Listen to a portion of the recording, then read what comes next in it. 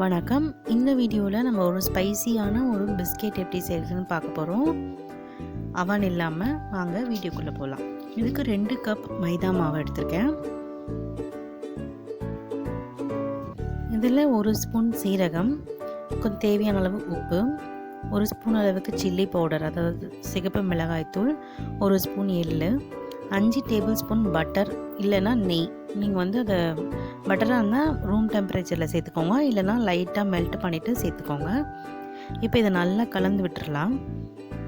இந்த மாதிரி பிடிச்சிட்டு உதிர்த்துற அளவுக்கு கலந்து விட்டுட்டு அதுக்கப்புறமா தண்ணி சேர்த்து நல்லா கொஞ்சம் மாவு ஹார்டாக இருக்க மாதிரி கொஞ்சம் பசைஞ்சிக்கோங்க. நம்ம இது எண்ணெயில் போட்டு பொரிக்க போகிறோம், அதனால் கொஞ்சம் ஹார்டாக இருந்தால் ரொம்ப நல்லாயிருக்கும். இது நம்ம நிறைய பட்டர் சேர்த்துருக்கிறதுனால தண்ணி அதிகமாக எடுக்காது, கொஞ்சம் தண்ணி சேர்த்தாலே போதும். இந்த மாதிரி நல்லா பிசைஞ்சு விட்டுக்கோங்க மாவை.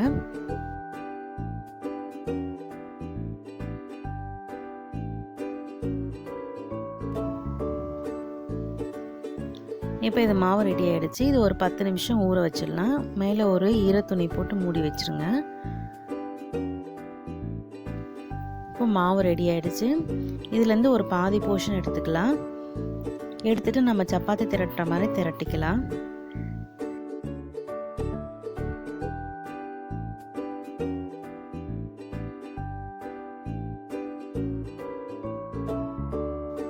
நம்ம இதை லேயர் பண்ண போகிறோம்.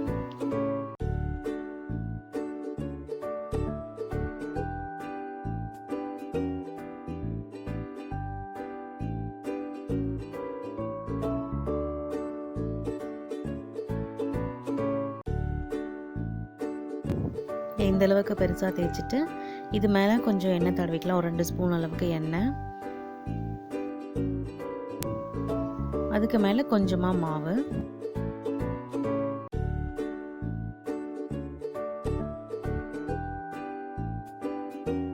இதை நம்ம மடிச்சு விட்டுடலாம்.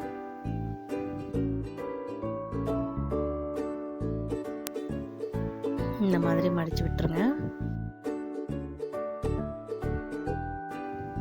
திருப்பி இதை இன்னொரு லேயர் நம்ம தேய்ச்சிக்க போகிறோம். இதே மாதிரி 3 லேயர் நம்ம பண்ண போகிறோம்.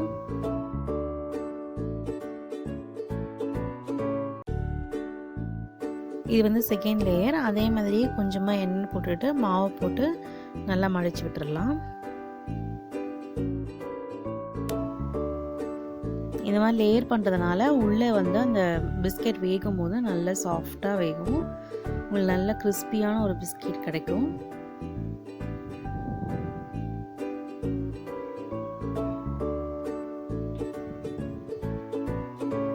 நம்ம சர்க்கரை போட்டிருந்தோம்னா அந்த சர்க்கரை வேகும் போது நல்லா மெல்ட் ஆகி உங்களுக்கு நல்ல ஒரு கிறிஸ்பினஸ் கொடுக்கும். நம்ம இதில் காரம் சேர்த்துருக்கிறதுனால கொஞ்சம் லேயராக போட்டோம்னா உள்ளெல்லாம் நல்லா எண்ணெய் இறங்கி நல்லா வெந்து உங்களுக்கு நல்ல கிறிஸ்பியான ஒரு பிஸ்கெட் கிடைக்கும். இப்போ 3rd லேயர் நம்ம போட்டுக்கலாம்.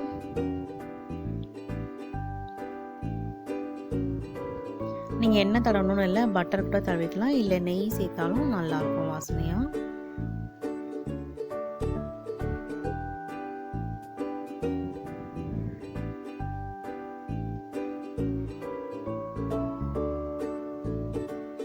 இதை அமுக்கி விடும்போது நல்லா ப்ரெஸ் பண்ணிக்கோங்க. அப்போ தான் உங்களால் தேய்க்கிறதுக்கு ரொம்ப ஈஸியாக இருக்கும்.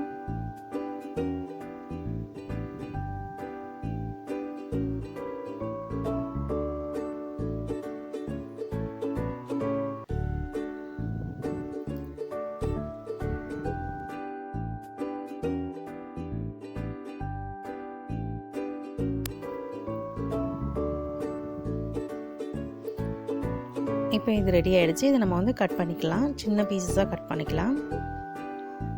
உங்களுக்கு என்ன ஷேப் வேணுமோ அந்த ஷேப் கூட கட் பண்ணிக்கலாம். நான் இப்போ ரெக்டாங்கிள் ஷேப்பில் கட் பண்ணுறேன்.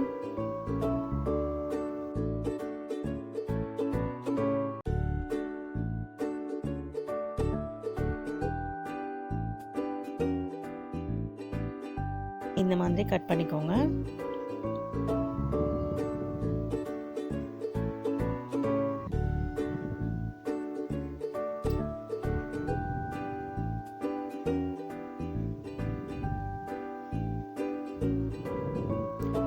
இது இப்போ ரெடி ஆகிடுச்சு. இதே மாதிரி இன்னொரு போர்ஷனும் பண்ணிவிட்டு நம்ம எண்ணெய் சூடான எண்ணெயில், அதாவது மிதமான சூட்டில் இருக்கணும் எண்ணெய்.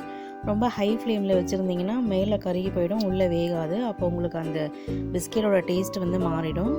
அதனால் மீடியம் ஃப்ளேமில் வச்சுட்டு அதே அளவுக்கு சூடு வந்து அதே அளவு மெயின்டைன் ஆகணும் நம்ம ஃபுல்லாக பொரிக்கிற வரைக்கும். இது கொஞ்சம் நின்று வேகும், அதாவது ஒரு 5 நிமிஷம் போல் ஆகும் இது வேகிறதுக்கு. அதனால் ஒன்ஸ் எல்லாம் போட்டதுக்கப்புறமா தீயை குறைக்காமல் அதே மீடியம் ஃப்ளேம்லேயே நல்லா சுட்டு எடுத்துருங்க.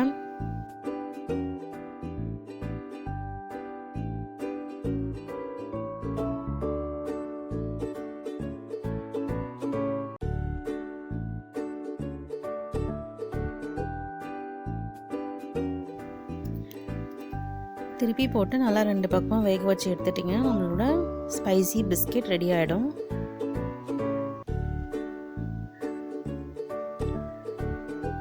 பாருங்கள், எண்ணெயோட ஓசெல்லாம் அடங்கி பபிள்ஸ் எல்லாம் அடங்கிடுச்சு. இப்போ நம்ம பிஸ்கெட் வெந்துடுச்சு. இப்போ நம்ம இதை எடுத்து சர்வ் பண்ணிடலாம். இது கொஞ்சம் ஆற வச்சு சர்வ் பண்ணிங்கன்னா ரொம்ப நல்லாயிருக்கும். சுவையான ஸ்பைசியான பிஸ்கெட் எப்படி செய்கிறதுன்னு பார்த்தோம். நீங்களும் இதே மாதிரி ட்ரை பண்ணி பார்த்துட்டு எப்படி வந்ததுன்னு கமெண்ட்டில் சொல்லுங்கள். நன்றி.